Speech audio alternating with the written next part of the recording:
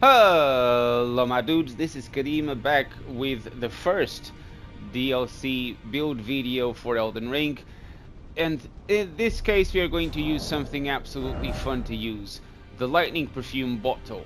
Now, contrary to most other YouTubers, I don't make builds for one particular thing. I don't make builds exclusive for PvE or exclusively for PvP. I like to make builds that first are easy to use, anyone can use this, and are both useful in PvE and PvP. Now, using the lightning perfume bottle, this thing actually hits pretty hard. It's got fun moveset. It's quite simple to use. It kills enemies in PvE with relatively ease. In PvP, well, you'll see for yourselves. In invasions, this thing just one-shots everybody. In the arena, it provides fun, but it also allows you to one-shot people if you get lucky.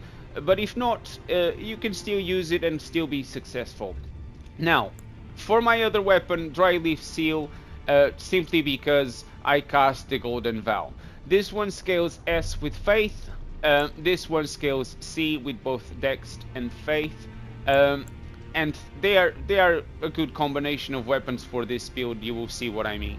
Fire Knight Elm, this thing is a must because we need to be a bit robust using this build. This gives us a slight increase to HP, stamina and maximum equip load. And then we got the Armor's Solitude, which is from the DLC. The Radan Gauntlets from the base game. And Verdigris Greaves, also from the DLC. You get this by the end of the game, or you can get it early on if you attack a certain enemy in a certain location. I'm not going to spoil it for you. Erdtree's Favor 2 for the Talisman, again, raises maximum HP, stamina and equip load. Again, you need to be tanky, you need to have poise, because you need to sustain some hits from enemies when you're using this. And you will be doing a lot of trades sometimes, so you have to survive those hits. Perfumer's Talisman, because using Perfumer bottles, this is a must-have. Because we are using the Lightning Perfumer bottle, you want to use the Lightning Scorpion Charm, raises lightning attacks, but lowers damage negation. Again, this is why you want to be tanky. And Shard of Alexander, obvious reasons. You will see what this does. It increases the attack power of skills. And the weapon art of this thing, it's absolutely devastating. We got the Rolling Sparks weapon art. I call it weapon art, but it's Ashes of War actually in this game. Quickly show what it does. It's right down here at the bottom somewhere. There it is. Rolling Sparks grants affinity and skills to a segment, so it just scatters the perfume around, but in a forward motion, so it goes forward, as you can see, and then it explodes as it goes. This thing is what one-shots everybody. So one simple cast, and you will be one-shotting people in PvP. In PvE, this thing just one-shots medium enemies. It doesn't one-shot bosses straight away, but you can kill a boss with the right setup with, what, 4 casts of this thing, tops. And if you have the Mimic with you, you might only have to cast it twice, because the Mimic tends to do this frequently as well. So both you and the Mimic combined, it's just devastating. So what you want to do when using this build is very simple. You just cast the Golden Vow to buff yourself, and then you just bump it up, and you will be killing everything. The normal attacks are actually quite just forward dash movements. There's no poking with this, absolutely, it would make no sense. The R2 is more of a spread in a wider area. The running attacks with the R1, it just spreads in a circular motion. With the R2, it does this absolutely amazing spread of lightning for a much wider area. And in PvP, this is actually quite useful to roll catch people, especially if you play with the target lock off. This is also something that you want to cast aiming down at enemies' feet, and you don't want to cast this into the enemy directly. You want to cast it onto the floor, because the explosions do way more damage when you do it that way. You can also cast it way as high as well. If you're fighting like a giant or something and you want to try to hit the face, you can actually aim at the face by just pointing upwards.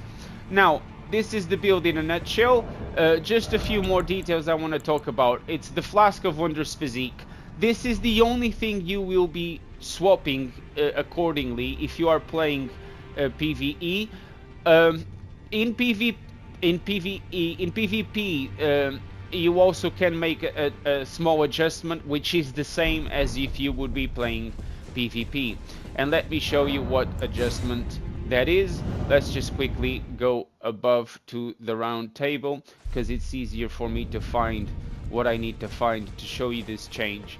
So, if you are playing PvP in the arena, and specifically in the arena, you want to have it as I have. You want to have the Lightning Shroud in Cracked Tier, temporarily boosts lightning attacks in Mixed Physique, and and the Crimson Burst Crystal Tier, which steadily restores HP for a time in Mixed Physique. This is for the arena, and that's what I've been playing recently, so this is why it's configured this way. But if you are doing invasions, or if you are playing PvE, you want to swap that one for the Blood-Sucking Cracked Tier. This is also from the DLC area. You get it by killing one of the giant, one of the fire giants, the furnace giants. This one is actually in the ruins, and it's easy to get. And this one basically enhances the attack by 20% at the cost of HP. So you will be losing 23 HP per second, and this whole thing lasts for 3 minutes. So in the arena, you don't want to use this because you will eventually die. The buff lasts for 3 minutes. You only have one flask. You will eventually die. So you don't really want to use this. But in PvE, you want to make this swap. You want to have it like this, because this is how you are going to get an extra 20% damage, and this thing is just gonna destroy bosses. It's gonna destroy everything you touch. And if you play with the Mimic, again, it's just so much damage, it's crazy. But there's nothing better than actually give you a few examples on how hard this thing hits. Again, I like to keep the build simple. I don't like to have to make 2,000 swaps or 20 buffs before I enter a boss fight. I'm not like that. I find that it's just overwhelming, especially for casual players. People just get confused, or they just waste so much time swapping buffs, but by the time they attack the boss, 2 of the buffs are already gone. So I like to keep things simple. Anyway, thank you for making this far into the build video. Let's find some examples of PvE fights and also PvP fights, both for invasions and for the arena. Now, in this first example, we're gonna go with a small boss. This is from one of the mausoleums. You can see me casting the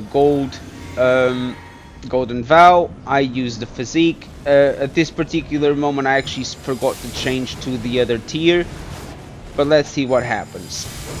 Just casting that weapon hard. This one is actually, she's quite dodgy, but look what one hit did. That was just one hit, and it nearly one-shot her. If I actually had the right physique mixture, I would have probably one-shot her, but unfortunately I made the mistake, and I forgot to add that one to this. But in any case, it showcases how powerful this thing still is, and she's about to go down. She tries to chug. They always try to chug a second time, even though they don't have it. And there she goes. She rolls on top of the cast, and she is dead. Let's try something a bit bigger. Let's go with with the Deathrite Bird.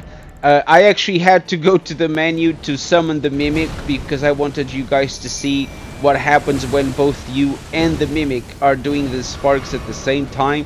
So I was still on my horseback.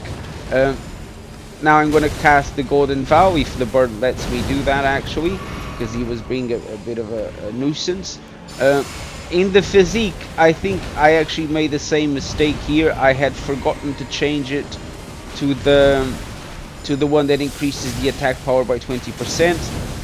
But as you can see, every hit does pretty much 10,000 damage. With you and the Mimic, it's just a fest of destruction.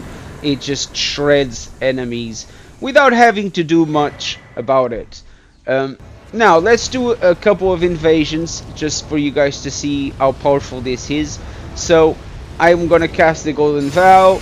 Uh, I use the physique. Again, I had forgotten to change it to the one that increases the attack power by 20%, but no matter. Here is my enemies. I actually got hit.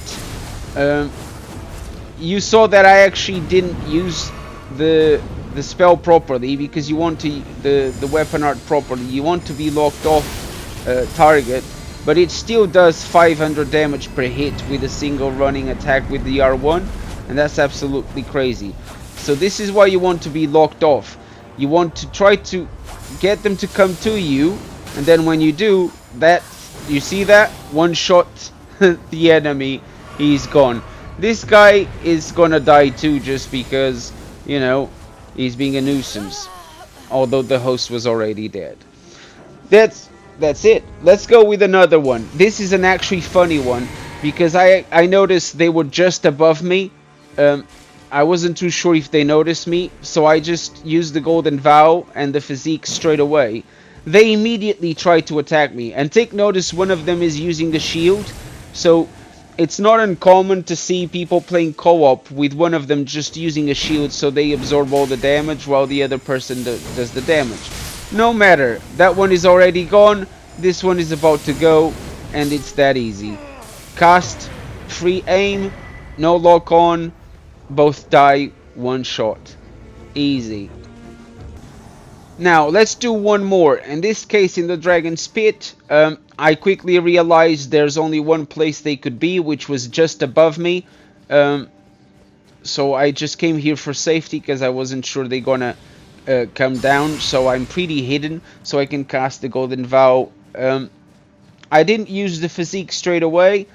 Again, I wasn't using the one that increases 20% damage at the cost of HP at this stage, but it wasn't necessary. They immediately start to attack me. You can see I'm surrounded by too many, but one of them dies immediately, the other one dies next.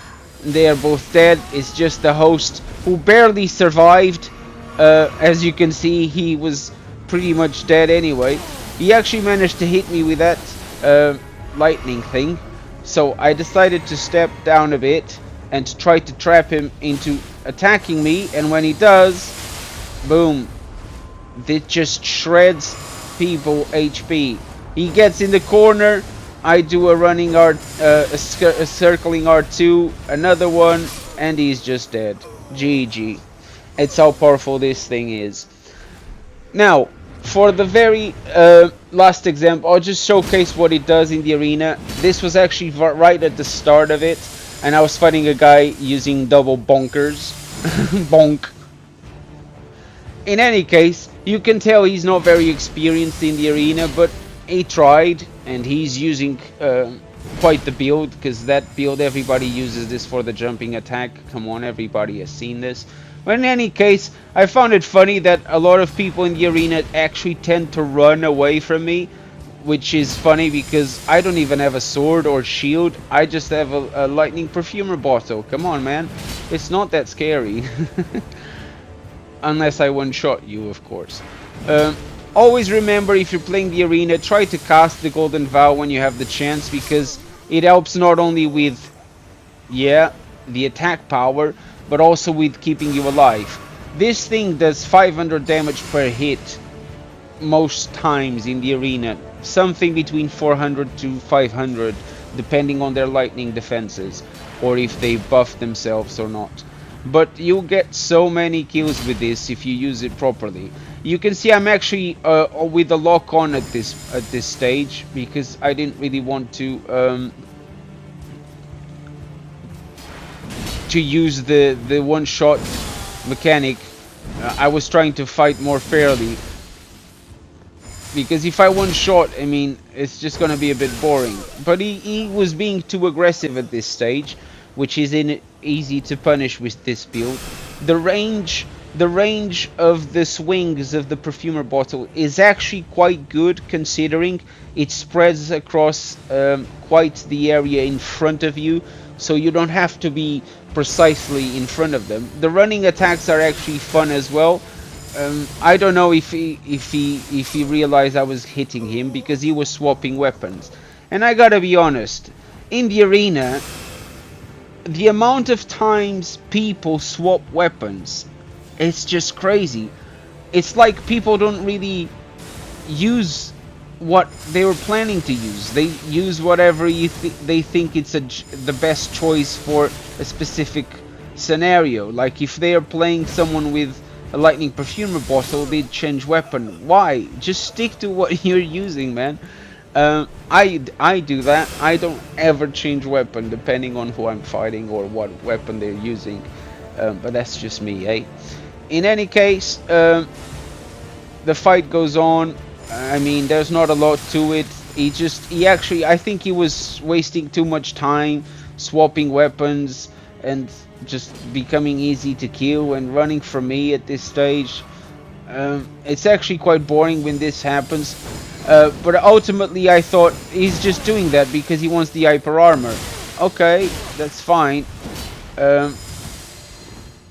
He actually nearly killed me there.